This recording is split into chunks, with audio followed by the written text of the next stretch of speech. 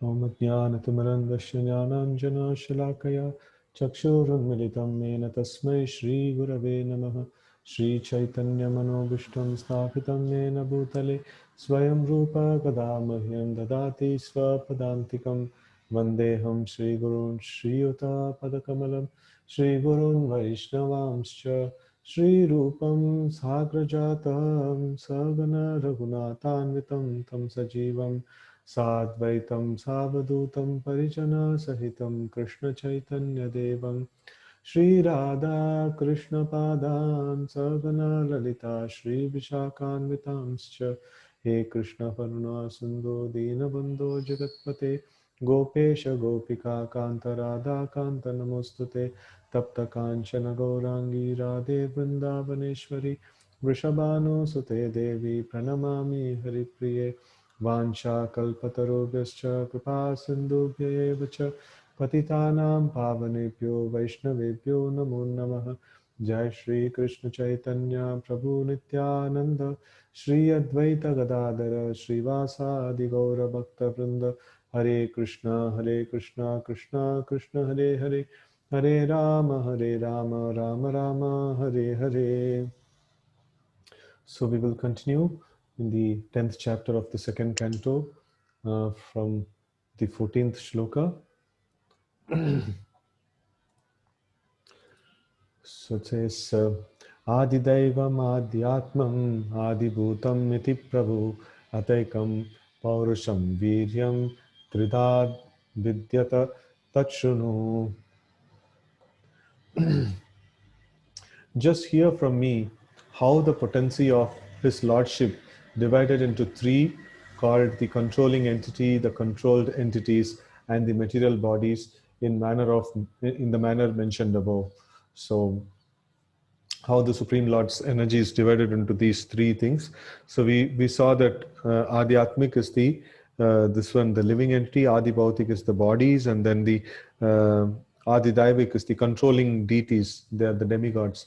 So how the Lord's potency is divided into all these three. So that is what is going to be mentioned now. अंतःशरीर आकाशात् पुरुषस्य विचेष्टतः ओजः सहो बलं ज्ञाने ततः प्राणो महानसुः. From the sky, situated within the transcendental body of the manifesting Mahavishnu, sense energy, mental force, and bodily strength are all generated, as well as the sum total of the fountainhead of the total living force. So these are all getting generated from the body of Mahavishnu. So what are all the things? Sense energy, mental force, and bodily strength are generated, as well as the sum total of fountainhead of the total living force. All the living force together in sum total. So it's all generated from the body of Mahavishnu. As the living entities go and take shelter of the body of Mahavishnu during the Pralaya, so when the creation happens, from the body of Mahavishnu, they actually come back. Text 16. Anuprananti yam pranaha pranantam sarvajantushu apanantum apananti naradevam ivanugah. As the followers of a king follows their lord, similarly when the total energy is in motion, all other living entities move, and when the total energy stops endeavoring, all other living entities stop sensual activities. So now we cannot, the living entities, there is one nice sloka in Bhagavad Gita which says, Ahankara vimudatma kartaham iti manyate. So prakrute kriyamanani gunai karmani sarvasaha. Everything is done by prakriti or material nature, and then only out of ahankara or false ego, we think that we are doing things. Ahankara vimudatma kartaham iti manyate. So like no, I am the doer.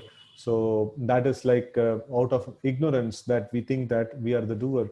But here it's nicely mentioned that when the total no material energy that is there, so when that when that starts, so then all the living entities they're active, and when the material nature ceases to function, then everybody have to become inactive and they have to stop their sensual activities. So that's how the this one is there. And then the purport, let's see the purport.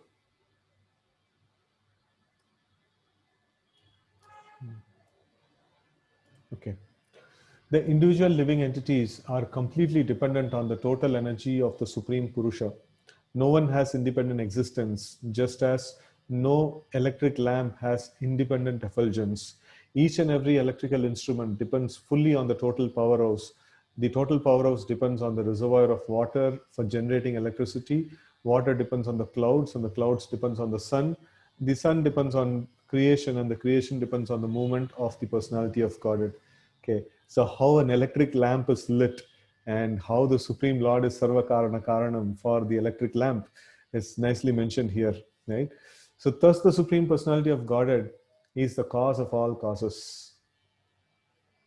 Text 17, Pranenakship Shipata Shutrad Antara Jayate Vibho Pipasato Jakshata Jakshatascha Pranmukham Niravidyata. The living force being agitated by the Virata Purusha generated hunger and thirst, and when he desired to drink, and when he desired to drink and eat, the mouth opened.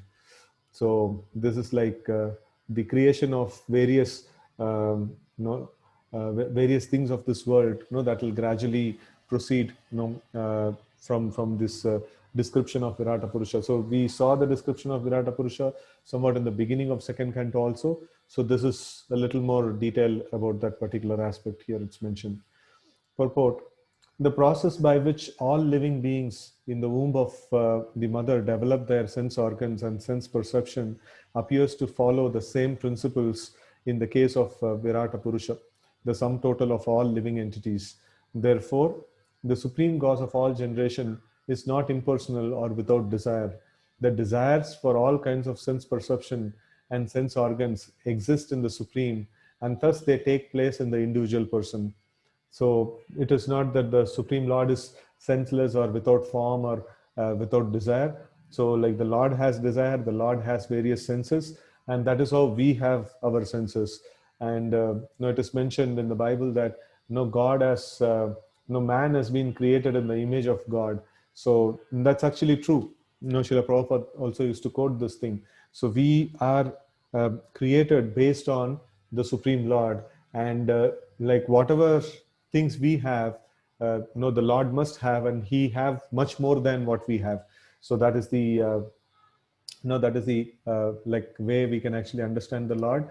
So by analyzing ourselves also, like we can actually understand the Lord. So these things, He's the source of all everything. Then He must have everything that is there in the creation and much more. So then only He can actually be Lord. So all the sense organs, they exist, and this desire is the nature of the supreme living being, the absolute truth, because he has the sum total of all mouths. The independent living entities have mouths.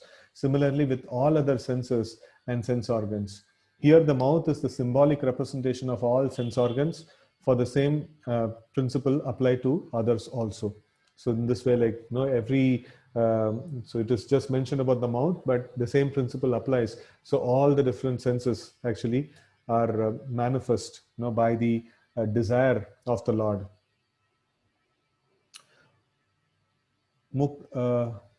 Mukatastalu nirbinnam jiva tatropajayate tato nana raso jagne jivya jivya sorry jivaya yo adigamyate.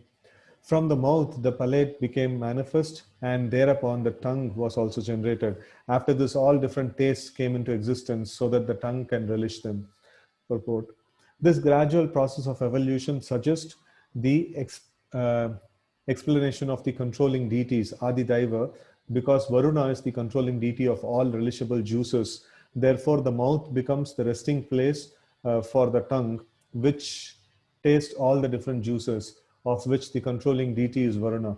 This suggests, therefore, that Varuna was also generated along with the development of the tongue. The tongue and the palate, being instrumental, are Adi Bhutam, or the forms of matter, but the functioning deity, whose living entity, is Adi Daiva, whereas the person undergoing the function is Adi Atma. So this is another definition or a little more granular definition of the Adi Atmik, Adi Bhautik and Adi Daivik. So here it's mentioned the Adi Bhautam is the taste that has been formed and the tongue that has been formed and things like that.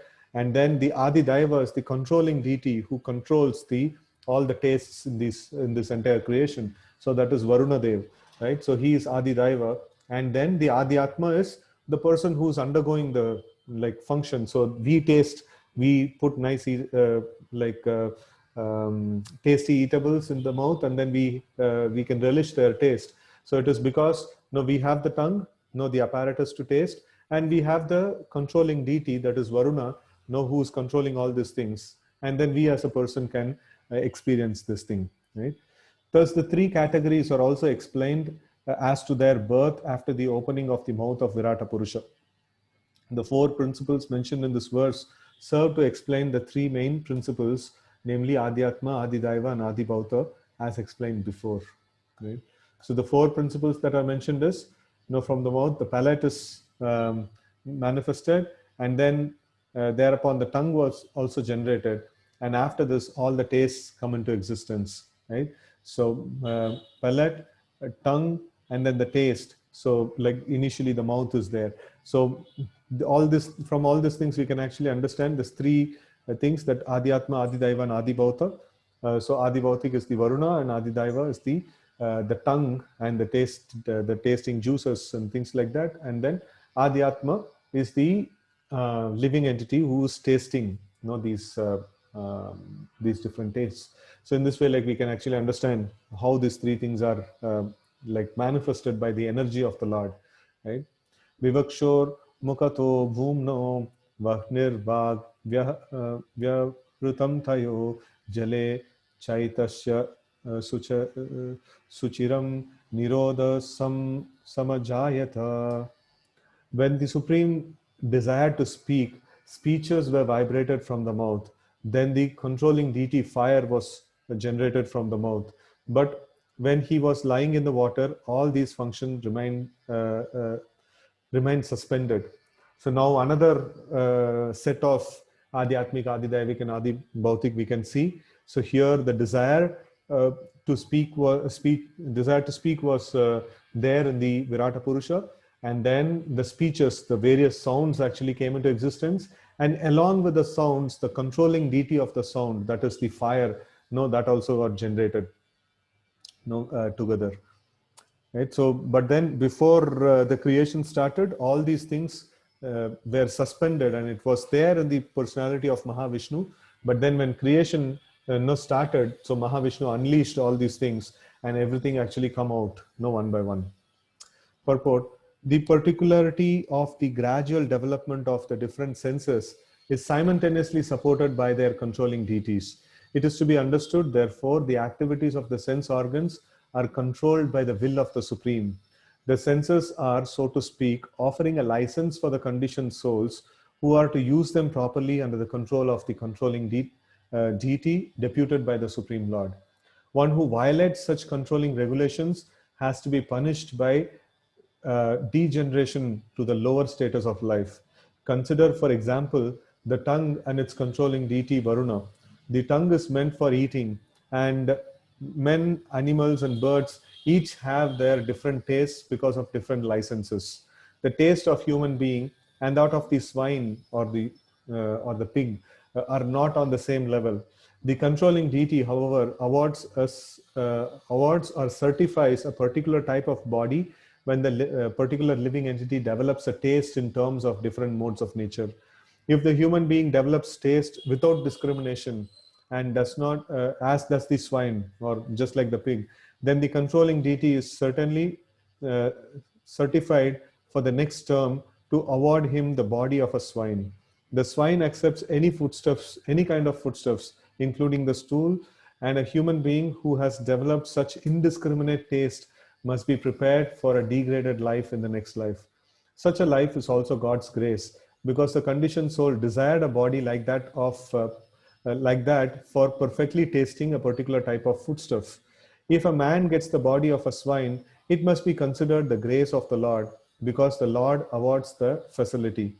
After death, the next body is offered by superior control, not blindly. No, karmana daiva netrena. So it's all by the superior control. So a human being, therefore, must be on his guard as to what sort of body he is going to have in the next life.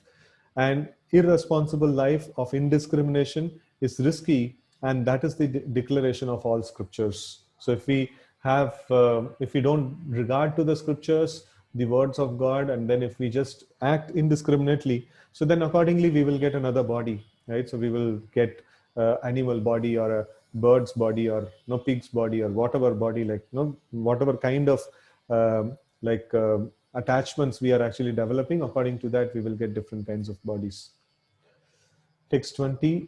Nasike nirabidyetham dodu doduyati doduyati nabasvati tatra vayur gandavaho grano nasi jigukshataha. Thereafter, when the Supreme Purusha desired to smell odors, the nostrils and respiration were generated, the nasal instrument and the odors came into existence, and the controlling deity of air carrying smell also became manifested. Purport. The nasal instrument, odor, and the controlling deity of air, smelling, etc., all become manifested simultaneously when the Lord desired to smell. The Vedic mantras confirm the statement in the Upanishads. Uh, confirm the statement in the Upanishad statement that everything is first desired by the Supreme before the subordinate living entity can act upon it. Right? So, like all the desires that we have is first been desired by the Supreme Lord, and then we follow in the footsteps of the Lord, no, desiring the same, no, different kind of things. But only thing is the purpose for the desire. So the purpose for the desire should be to please the Supreme Lord. So that is bhakti, and the purpose for the desire is to please oneself, and that is called materialism, right? The living entity can see only when the Lord sees. The living entity can smell only when the Lord smells, and so on. So even the perception that we have right now, so we are able to see something. So it is first the Lord who sees, and He gives us a perception that you are seeing this particular thing. So without the Lord seeing, we cannot see. Without the Lord smelling, we cannot smell, right? The idea is that the living entity cannot do anything independently. He can simply think of doing something independently, but he cannot act independently. This independence in thinking is there by the grace of the Lord, but thinking can be given shape by grace of the Lord, and therefore the common saying is that man proposes and God disposes. So man actually desires and God actually sanctions or disposes, like no, like disposes, basically whatever we asked for, the Lord can actually award that or reject it. So that's called disposal, right? The whole explanation is on the subject of the absolute dependence of the living entity and absolute independence of the Supreme Lord. Less intelligent persons claiming to be on an equal level with God must first prove themselves to be absolute and independent, and then they must substantiate their claim to being one with God. Right? So this is a very nice, powerful argument. So if somebody is telling that no, they are God and things like that, so first of all, they should prove themselves that they're independent. No, they're not dependent on anything. So they're completely independent. So if they can prove that, so then they can be called as God. Otherwise, no, they're ordinary living entities like us. Text 21.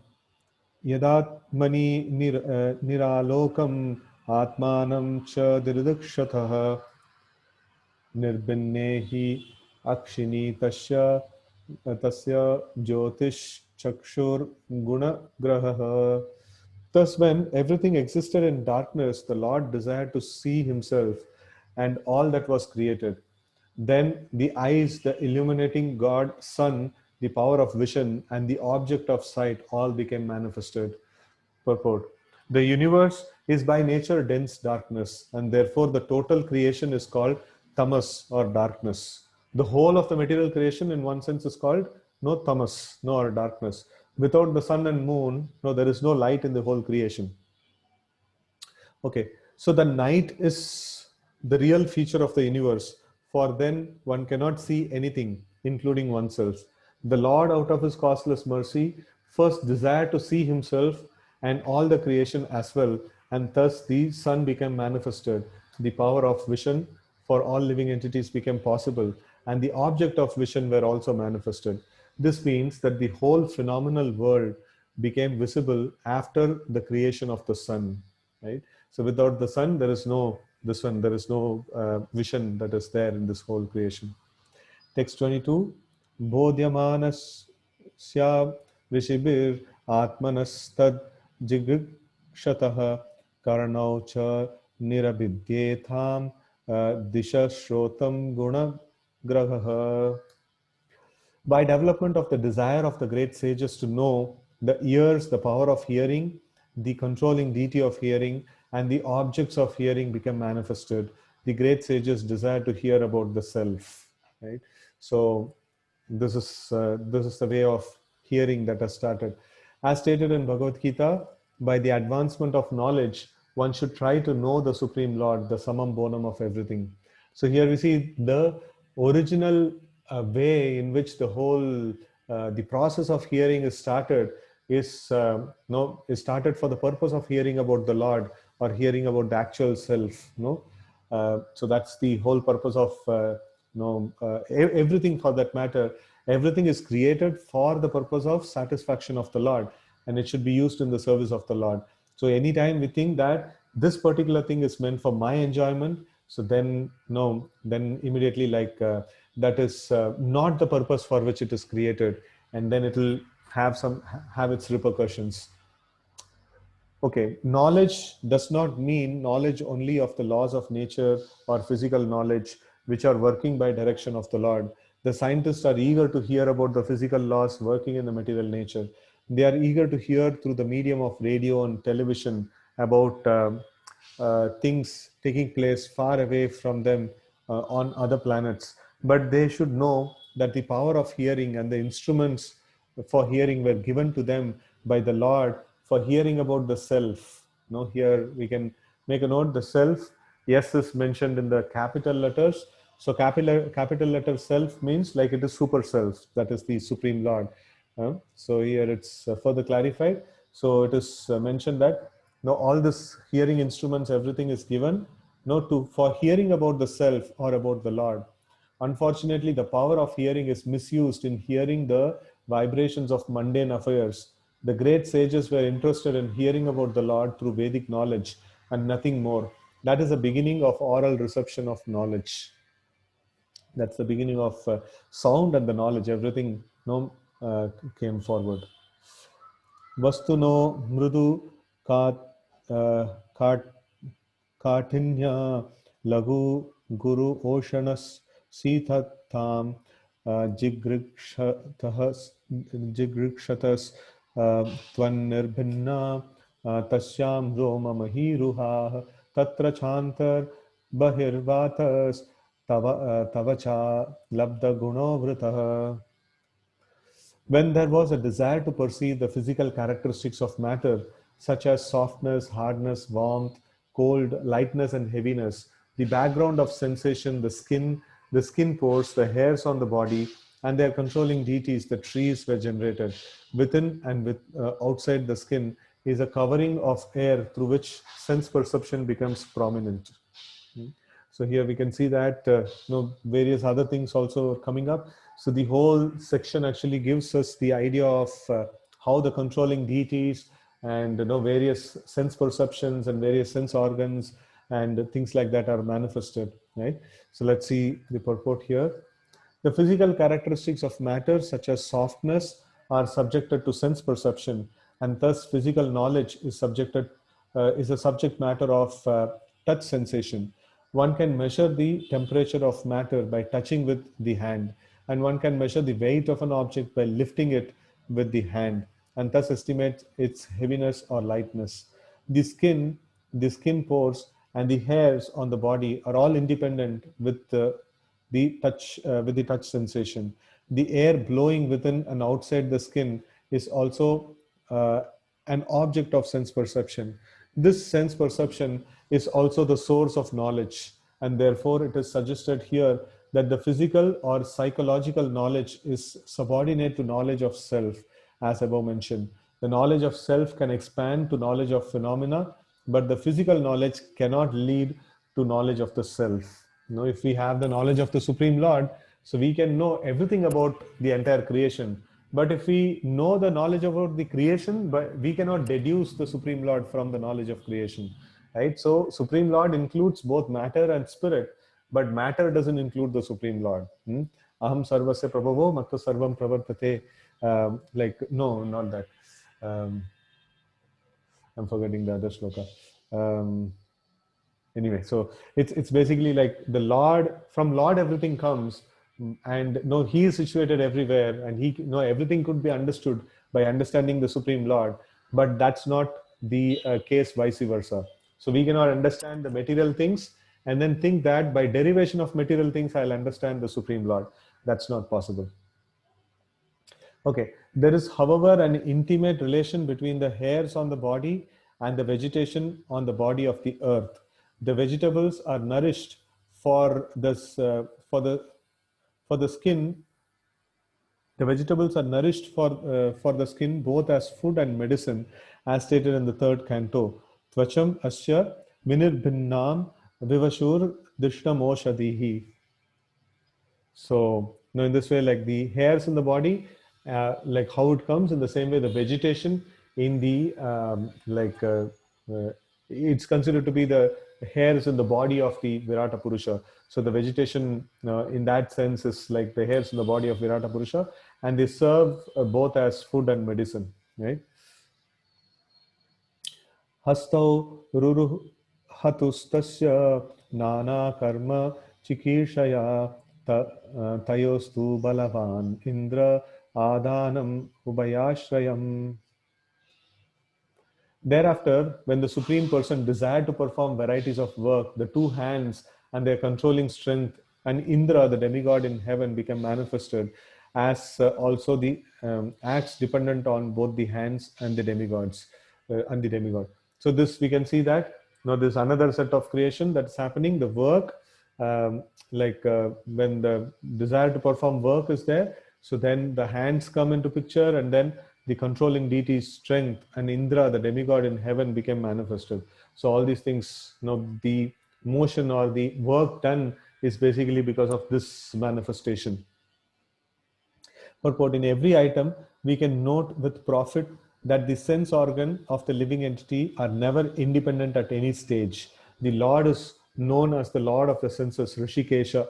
Thus, the sense organs of the living entities are manifested by the will of the Lord, and each organ is controlled by a certain type of demigod. No one can therefore claim any proprietorship of the senses. The living entity is controlled by the senses are controlled by the demigods, and the demigods are servants of the Supreme Lord. That is the arrangement in the system of creation. The whole thing is controlled ultimately by the Supreme Lord, and therefore independent, no independence either of the material nature or of the living entity. So the material nature is dictating the living entities to do various things, but the material nature is also not independent. No, it is also dependent on the Supreme Lord. Right? The illusioned living entity who claims to be the Lord of his senses is under the clutches of external energy of the Lord. So when the living entity thinks that he is in control, he can actually do things here. So then, he's illusioned by the external energy of the Lord or the material energy of the Lord. As long as a living entity continues to be puffed up by his tiny existence, he is to be understood to be under the stringent control of the external energy of Lord, and there is no question of liberation from the clutches of illusion, Maya, however much one may declare himself a liberated soul. Right? So this is now we can see that living entities are completely under the control of material nature, and thinking that we are free is actually out of illusion, and that's the control of the material nature, under which the living entity is functioning.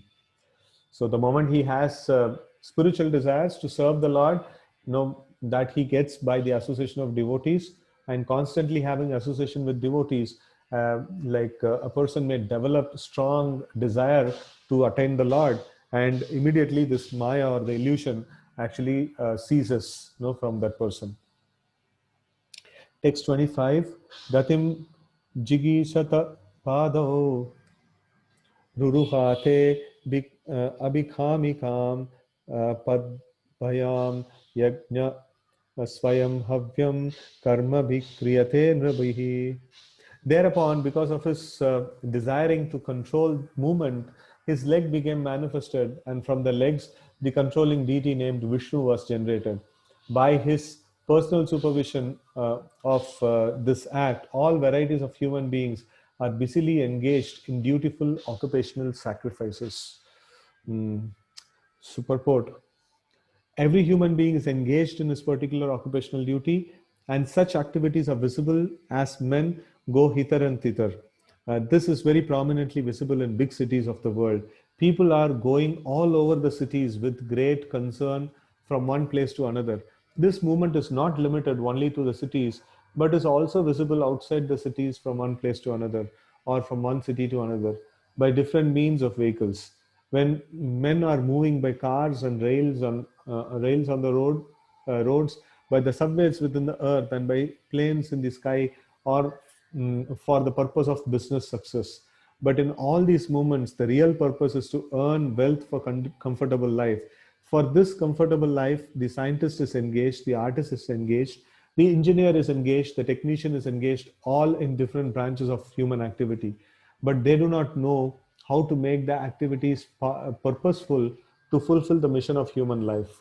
Because they do not know the secret, all their activities are targeted towards the goal of sense gratification without control, and therefore by all this business they are unknowingly entering into the deep region of darkness, right? So now we can see that all this moving by the men, now the purpose of movement is not a problem. The purpose of everything should be to understand the Supreme Lord. So we have created in the material world so many needs, and so much of traveling that's happening because of that, and then all these things without any central purpose of Krishna consciousness. So it's all for the purpose of executing some worldly duties, or earning some money and things like that. But eventually these things are, because they are not centered around Krishna consciousness, they become they actually put hindrance in the path of a progressive person, and then actually it takes a person to the darkest region. Because they have been captivated by the external energy of Supreme Lord, they have completely forgotten the Supreme Lord Vishnu, and thus they have taken it for granted that this life is, as presently manifested under the condition of material nature, is all in all, is all in all for enjoying the highest amount of sense gratification. But such a wrong conception of life cannot give anyone the desired peace of mind. And thus, in spite of all advancement in knowledge by the use of the resources of nature, no one is happy in this material civilization. The secret is that at every step, they should try to execute the sacrifice towards the path of world peace. The Bhagavad Gita 18:45 to 46 also advises the same secret in the following verses. Sve sve karmani abhiratah samsiddhim labate narah swakarma niratassiddhim yata vindati tachunu yata pravritir bhutanam yena sarvamidam tatam swakarmanatam abhyarcha siddhim vindanti tam siddhim vindati manavaha. The Lord said to Arjuna, just hear from me, how can one attain the highest perfection in life simply by discharging his specified occupational duty? Man can attain highest perfection of life by worshipping the Supreme Lord and by performing sacrifices for the sake of the Supreme Lord Vishnu, who is all pervading, and by whose control every living being acquires his desired facilities according to his personal propensity. There is no harm in having different propensities in life, because every human being is proportionately independent to chalk out the plan of his life by different occupations. But one should make it a point in his life to know perfectly well that he is not independent absolutely. One is certainly under the control of the Supreme Lord and under different agencies. Knowing this, one should make it a point that by his work and results, that by his work and the results of his labor, he serves the Supreme Lord as prescribed by authorities expert in the transcendental loving service of the Supreme Lord Vishnu. For performing such occupational duties of life, the leg is the most important instrument of the body, because without the help of leg, one cannot move from one place to another, and therefore the Lord has special control over the legs of all human beings, which are meant for performing yajnas. So all of the different limbs are meant for performing, devotional service to the Supreme Lord, right? And specifically here, the Lord, actually Lord Vishnu is in charge of maintenance also. And here the specifically it's mentioned Lord Vishnu is the controlling deity, or it's specially like he controls the legs of the living entities. Text 26. निरभिद्यत शिष्णो वै प्रजानन्दामृतार्तिनः उपस्थ आसीत् कामानां प्रियं तद् उभयाश्रयम्. Thereupon, for sexual pleasure, begetting offsprings and tasting heavenly nectar, the Lord developed the genitals, and thus there is the genital organ and its controlling deity, the Prajapati. The object of sexual pleasure and the controlling deity are under the control of the genitals of the Lord. Purport: the heavenly pleasure for conditioned soul is sex pleasure, and this pleasure is tasted by the genitals. The woman is the object of sexual pleasure, and both the sense perception of sexual pleasure and the women are controlled by Prajapati, who is under the control of Lord's genitals. The impersonalist must know from this verse that the Lord is not impersonal, for he has his genitals, on which all the pleasurable objects of sex depend. No one would have taken the trouble to maintain children if there were no taste of heavenly nectar by means of sexual intercourse. This material world is created to give the conditioned souls a chance for rejuvenation, for going back home, back to Godhead, and therefore generation of living beings is necessary for upkeep of the purpose of creation. Like the world has to go on, so the population has to be there. So that's been created in this way.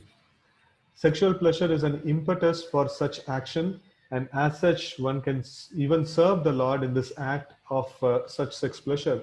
The service is countered when the children born of such sexual pleasure are properly trained in God consciousness.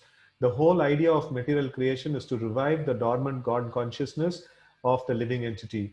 In the forms of life other than the human form, sexual pleasure is prominent without any motive of service for the mission of the Lord. But in the human form of life, the conditioned soul, just a minute.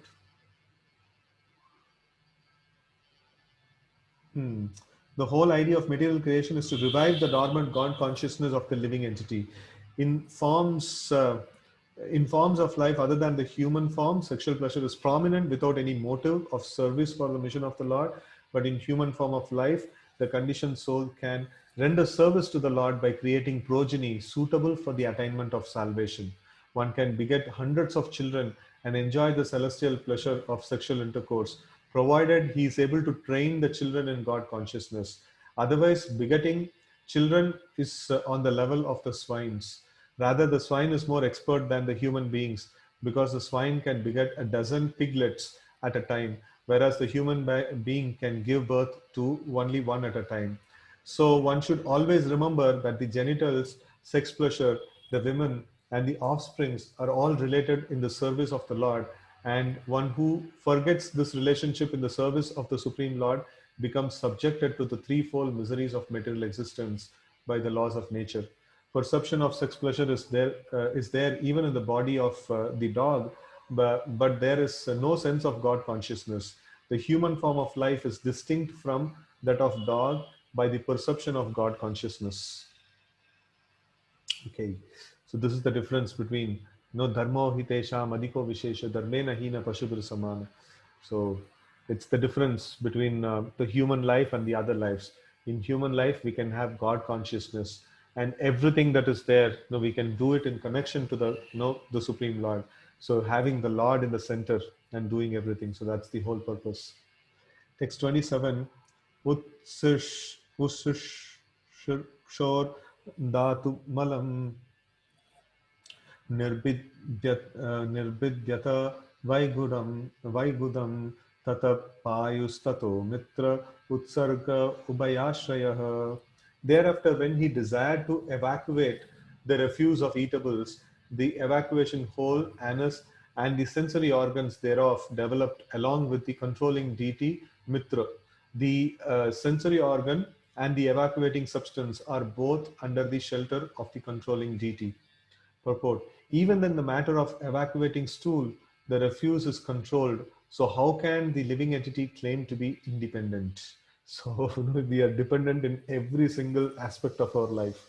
Right? Text 28. Asishro sho purapurya nabidvaram apan apanatah tatra panastato mrityu pratakvam ubayashrayam. Thereafter, when he desired to move from one body to another, the navel, the air of departure, and death were combinedly created. The navel is the shelter for both, namely death and the separating force. Purport. The pranavayu continues the life, and the apanavayu stops the living force. Both the vibrations are generated from the abdominal hole, the navel. This navel is the joint from the body of other. No, that's like when the child is born. So the child is connected, through the umbilical cord, through the navel, and this navel is the point of generation of the pranavayu and apanavayu. Right? Lord Brahma was born of the abdominal hole of Garbhodakashayi Vishnu as a separate body. And the same principle is followed even in the birth of any ordinary body. The body of the child develops from the body of the mother. And when the child is separated from the body of the mother, it is separated by cutting the navel joint. And that is the way the Supreme Lord manifested himself as separated many. The living entities are therefore separated parts and thus they have no independence. So this gives an idea of how the pranavayu or the living force is created and then how it is transferred through through the navel point, and that's the cause of the birth and that's the cause of the death also. Right? Adishto Aditshor Anna Pananam Asan Kukshantra Nadayah Nadya Samudraschatas Tayos Pushti Pushti Tad Ashraye. When there was desire to have food and drink, the abdomen and the intestines and also the arteries became manifested. The rivers and the seas are the source of their sustenance and metabolism. Purport. The controlling deities of the intestine are the rivers, and those of the arteries, the seas. The fulfillment of the belly with the food and drink is the cause of sustenance, and the metabolism of food and drink replaces the waste of the bodily energies. Therefore, the body's health is dependent on healthy actions of the intestine and the arteries. The rivers and seas, being the controlling deity of the two, keep the intestines and arteries in healthy order.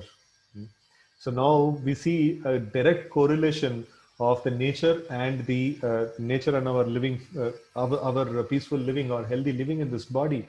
So when we abuse the natural resources, so when we abuse the resources of the river and the sea and things like that, a lot of dumping that happens and a lot of chemicals that is being let loose into the rivers and things like that. So naturally, like people will become very what is that, sick in their this one. It's not only because they have to drink this water and things like that. So these are the controlling deities, of the of the these two aspects, that is the stomach and the intestines, right? So no, that's a very intestine and the arteries, no. So that's how, like, we can see that in Kali Yuga we abuse the nature, and as a result of it, like what happens is, like, we ourselves become very very like less in our, or weaker in our health and things like that. Nidityashor atmamayam hridayam nirabidyata Tatamanas tato manas chandra iti sankalpa kama eva cha. When there was a desire to think about the activities of his own energy, then the heart, the seat of the mind, then the moon, determination, and all desires become manifested. So this is something that even the modern people also kind of understand. So the people who are crazy, whose mind is not in control, so they are called as lunatic. No, why they are called as lunatic? No, lunar means like moon. No, moon has this name of lunar, the lunar mansion or lunar planets and things like that. So it's the moon has a tight connection to the mind. So that's why people who are crazy, people who are pagal, basically, so they become like too much disturbed, when the full moon day or Amavasya and Paurnami. So their actions become very erratic at that point in time. So the controlling deity of the mind is moon. No, that's the this that we can understand from here. And the science also has deduced the same thing. No, this principle is there. No, long time before the modern science has come about to understand the mind is controlled by moon. Hmm? So it is there in the scriptures. Purport: the heart of every living entity is the seat of the super soul Paramatma, a plenary expansion of the Supreme Personality of Godhead. Without his presence, the living entity cannot get into the working energy according to his past deeds. No, no, we had seen that Mata Smrita Jnanam Apohanam Cha. So the Lord gives the knowledge, remembrance, and forgetfulness. And without the assistance of the Lord, the living entity cannot function, no, cannot go about doing anything here in the material world. So the living entities who are conditioned in the material world. Okay, so basically the past deeds are reminded by the Lord, as the super soul sitting in the heart. So let's continue. The living entities who are conditioned in the material world are manifested in the creation in terms of respective inclinations inherent in them, and the requisite material body is offered to each and every one of them by the material energy under the direction of the super soul. This is explained in Bhagavad Gita 9:10. When therefore the super soul is situated in the heart of the conditioned soul, the requisite mind is manifest in the conditioned soul, and he becomes conscious of his occupation as one is conscious of his duty after waking up from the slumber. Right. So mind is not just something that is there in the head. So generally, like when people denote the mind, so they actually point towards the head. So but it is not like that. So mind is an entity which is pervading throughout the entire body. In fact, mind, intelligence, and all these things, they are subtle elements. So we call the brain as mind. No, that's not the kind of indication. So mind is actually all pervading entity. No, and intelligence is also an all pervading entity. It is not just residing in one place or one corner or something like that, right? So here we can see that when therefore the super soul is situated in the heart of conditioned soul, the requisite mind is manifested in the conditioned soul, and he becomes conscious of his occupation, as one would become conscious after waking up from slumber. Therefore, the material mind of the living entity develops when the super soul sits on his heart, after which the mind, the controlling deity moon, and then the activities of the mind, namely thinking, feeling, and willing, all take place. The activities of the mind cannot begin without the manifestation of the heart, and the heart becomes manifested when the Lord wants to see the activities of the material creation. Right? So this lot of these things, like how these things have got manifested, it's quite technical. But then one thing that we can actually understand from this is, like we are completely controlled. For every single part of our body is controlled, is controlled by one demigod, one Adidaiva, right? So and then it's all under the control of the Supreme Lord. So we don't have it seems like we are able to use our energy, we are able to do things by our own self and things like that, but actually everything is controlled perfectly by the Supreme Lord, through the agency of various devatas, demigods. Okay. Tvakcharma mamsa rudira medo majjasti datavah bhumyapte tejo maya sapta prano vyomambu vayubihi. The seven elements of the body, namely the thin layer on the thin layer on the skin itself, the flesh, bone, fat, marrow, flesh, blood, fat, marrow, and bone are all made of earth, water, and fire. No tejo vari mrudu. So that's in the beginning of the Bhagavatam. So it is mentioned teja, vari, and mruda. So like teja means this is like fire, vari is water, and then mruda is the earth. So these are all the ingredients, with which all the body is made. Whereas the life breath is produced by the sky, water, and air.